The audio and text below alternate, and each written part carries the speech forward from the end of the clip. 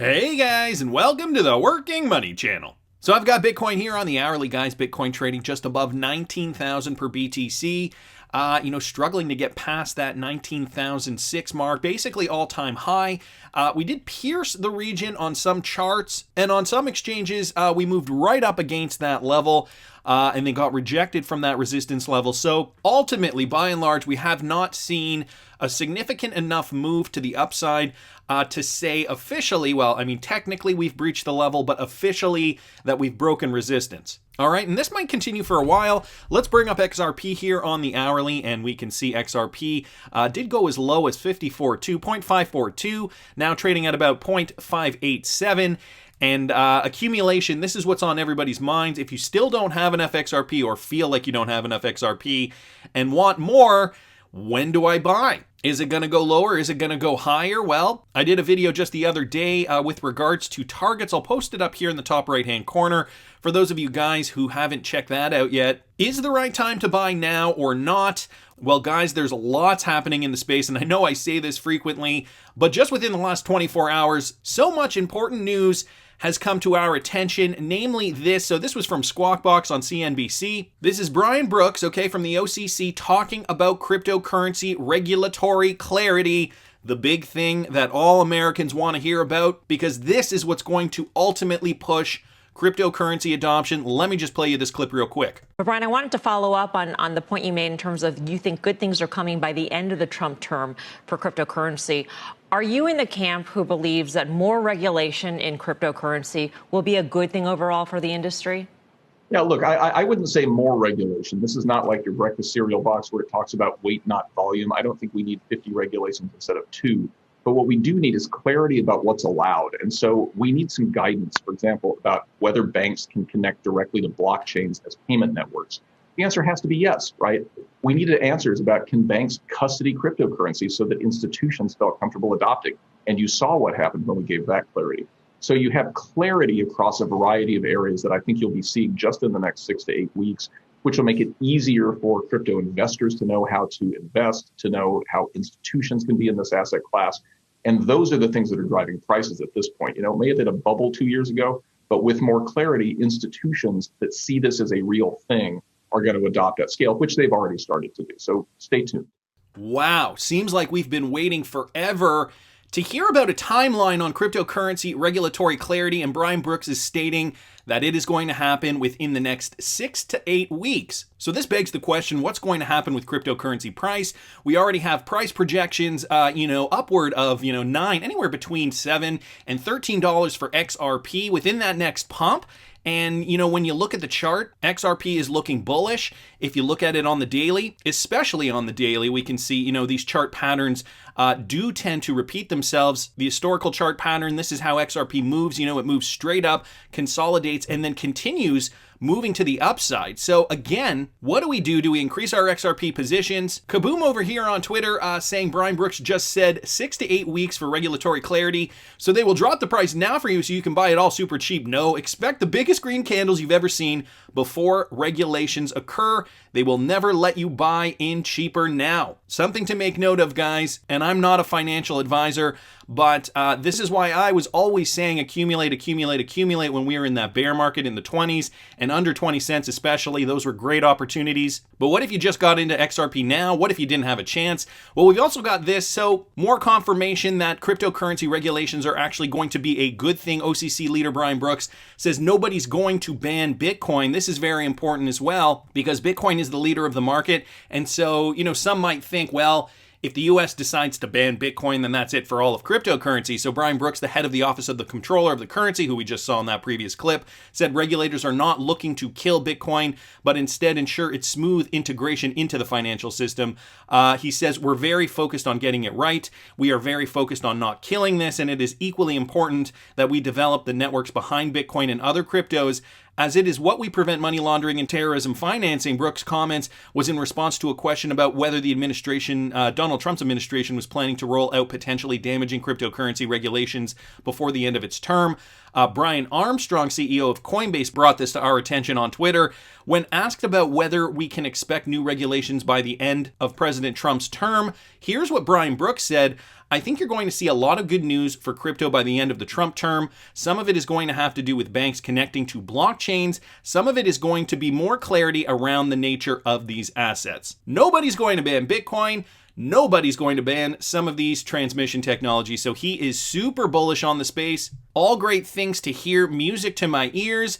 And so is 58 cents looking like a good price to buy in. We've also got this guy's from the Cryptic Poet here on Twitter. SEC announces new standalone office dedicated to digital assets and blockchain. So this just out too. The Security and Exchange Commission announced yesterday that the strategic hub for innovation in financial technology, commonly referred to as FinHub, will become a standalone office. Valerie Cizek-Panik, I don't know how to pronounce that, will continue to lead FinHub as the first director of the office will report directly to the SEC chairman.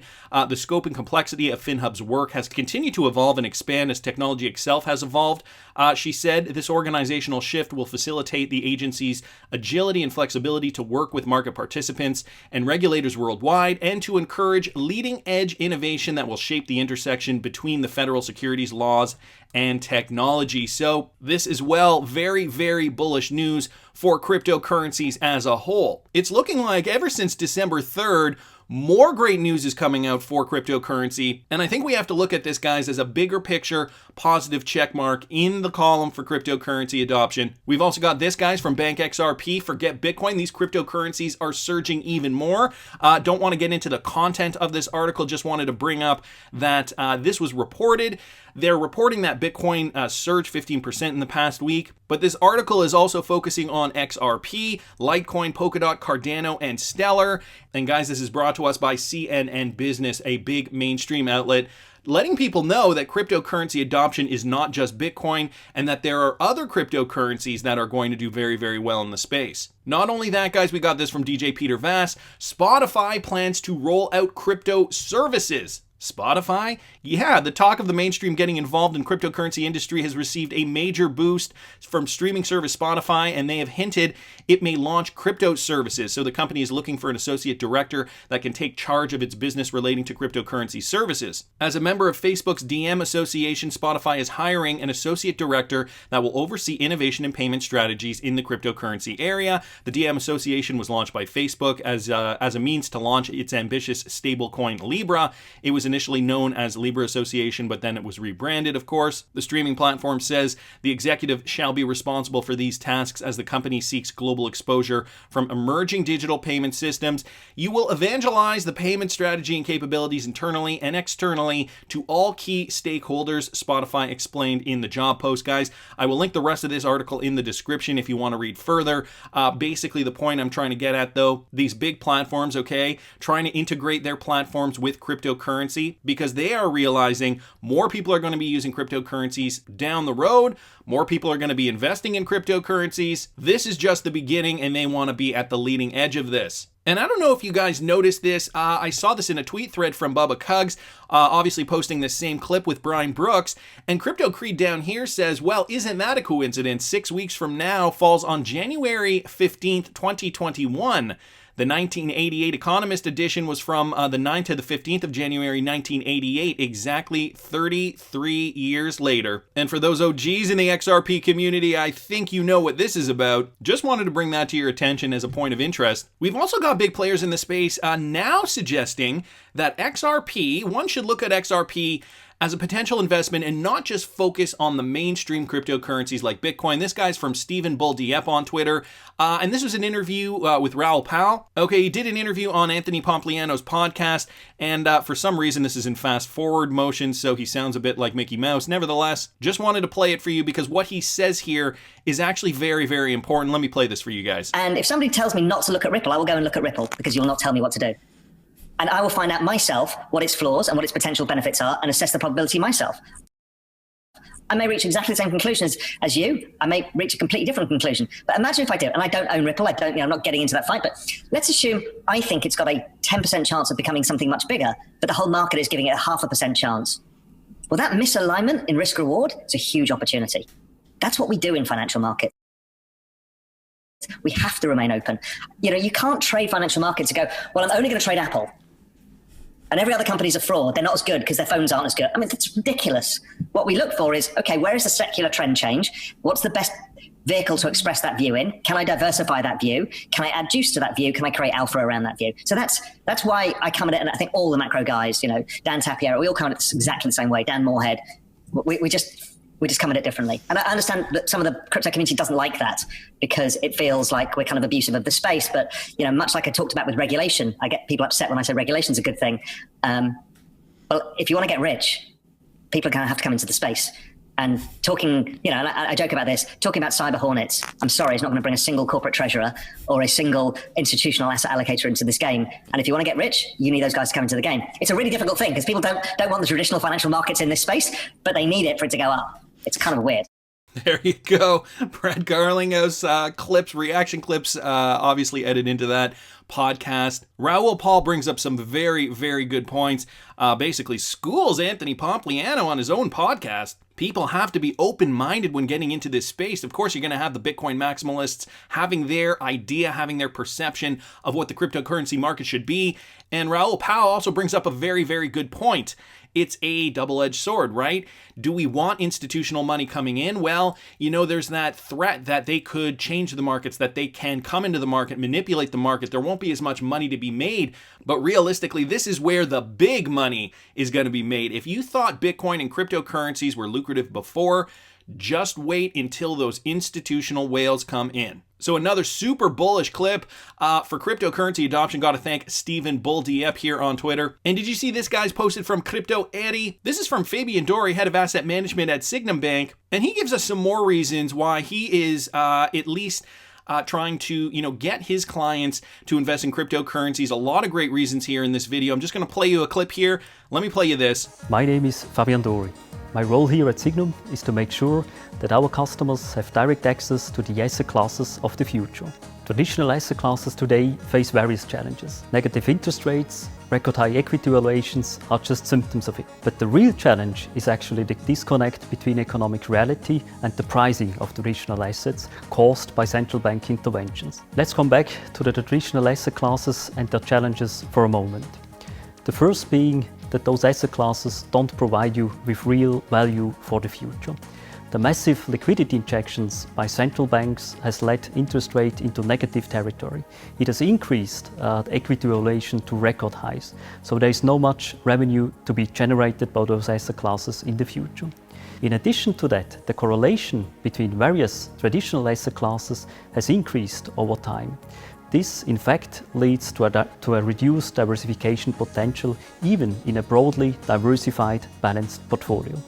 And last but not least, the massive liquidity injection bears one major risk, that is inflation pressure, loss of purchasing power in your portfolio. And that's exactly where cryptocurrencies come into play to diversify your portfolio. So some really good reasons why he is suggesting to his clients why they should be investing in cryptocurrencies. These traditional asset classes are being manipulated and over time just aren't going to be as lucrative as a new emerging asset class, namely cryptocurrency. And so this is why he's, urging his clients to get into cryptocurrencies. And guys, guess what cryptocurrencies he talks about here? Now, when going for the core, we propose to take direct exposure in the key protocols which are already out there, namely Bitcoin, Ethereum, and XRP. Together, those three tokens represent more than 70% of the market capitalization of tokens. And in addition to that, they represent totally different use cases. Bitcoin is more perceived as a store of value. Ethereum provides the platform and the infrastructure upon which future applications can be built, and XRP is a payment platform. So even with investing into just those three tokens, you have a significant exposure to a broad set of cryptocurrencies.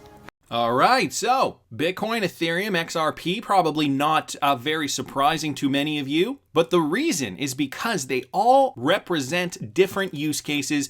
He talks about Bitcoin, store of value, Ethereum, smart contracts, XRP, payment platform, and not only that, it represents 70% of the current market cap in the crypto space. Great endorsement for obviously the top three cryptocurrencies, but especially for us XRP hodlers. We know where the price is going in the future. And I just wanted to go back to this clip for a quick second, guys. This is from the Cryptic Poet. Brian Brooks just indirectly told us that banks will be able to connect directly to blockchains as payment networks. Let me play you the clip one more time. It's 15 seconds. We need some guidance, for example, about whether banks can connect directly to blockchains as payment networks. The answer has to be yes, right? We needed answers about, can banks custody cryptocurrencies so that institutions felt comfortable adopting? And you saw what happened when we gave that clarity. So banks being able to directly connect to blockchain payment systems. And I know for a lot of you guys who have been in this space for a long time, you already know this. Guess who works most with banks? That's right, Ripple. So without even saying it, Brian Brooks is telling us these regulations, this regulatory clarity is going to be great for Ripple, is going to be great for XRP adoption. And so 57 cents, is that a good price to get in at? Not only that, guys, Ian Northing here on Twitter, Ripple Chief, excited about the future of the Flare networks. Brad Garlinghouse sounds like he's getting more bullish on XRP as the days go by. Ripple CEO Brad Garlinghouse says he believes XRP investors have good reason to be excited about the launch of Flare's smart contract system and the upcoming Spark token airdrop for owners of XRP. In a new interview with CNN, Garlinghouse says Flare's push to bring smart contracts to the XRP ledger shows the flexibility and utility of digital assets. This is a very exciting startup. They're doing some very interesting stuff with something called the Spark token, but it is really distinct from what Ripple is doing. To me, it's just a further example of people's recognition that XRP is such an efficient digital asset. And as you and I have talked about, utility will drive the long-term value of any digital asset. Seeing a company like Flare Networks and seeing them use the XRP network in various ways is an opportunity to go forward, but it doesn't affect RippleNet customers and how we are using ODL. He goes on to say, as for what the upcoming airdrop will mean for XRP holders, here's what he says. I think XRP holders are deservedly excited about what Flare is doing. I'm excited about what Flare is doing. And we've said, anytime you're seeing real utility solving a real problem, and I think Flare has carved out an interesting niche. And as they move forward with this airdrop of Spark tokens, I'm optimistic for them. I've met the management team there. I think they're very talented, and I think they have a clear vision of the problem they're going to solve. So boom, huge utility coming through the pipe, guys, with the Flare networks. And Brad Garlinghouse, he's even very, very excited for XRP holders specifically with regards to this. So 6 to 8 weeks, this is what Brian Brooks is telling us is the time frame for real-world utility in the crypto space, at least with regards to the United States. If I bring XRP up here on the hourly, we are still moving in this zone here. And I don't know if you guys catch the blockchain backer. I share the same point of view as him. You know, we are up here at the top. And, you know, that 79 cent mark was really that new resistance level up here at the top. Let me draw it out for you guys. Here, boom, 79 cents. And down here, we kind of made our way back down into and dipped into this level of support. So this zone here, it's going to be a very wide zone because cryptocurrency volatility right now is very, very high. Right back in 2018, 2019, we didn't see as much volatility, but now the volatility is high. And so are you willing to wait for XRP to dip back down to 45 cents, maybe 46, maybe 47? Are you willing to put a buy order in there? Are you looking to just put a buy order in now at 57 cents and say to heck with it? I just want in my position. I don't want to wait for the best buying opportunity. Well, guys, we still could come down to this 0.36 level. I think this is a very, very reasonable buy target if you guys still are looking to get into your position, the 0.535, 533, somewhere in and around here, okay, coming in at that 0.236 level on the Fibonacci. We almost touched it last night over here, and we're dipping back down. I mean, it could go lower. Again, guys, this is not financial advice. Me personally, I am not accumulating any more XRP, just to let you guys know that. I have already accumulated all my XRP when it was hovering in the 20s, and I bought some even below that. Nevertheless, I know some of you guys are new to the space, and in 6 to 8 weeks, are we really going to see XRP soar? I wish I had a crystal ball and could tell you, but I want to hear what you guys think. Please subscribe to the channel if you haven't already. Like the video if you like the content I'm providing. I always love hearing your comments. See you in the next one, guys.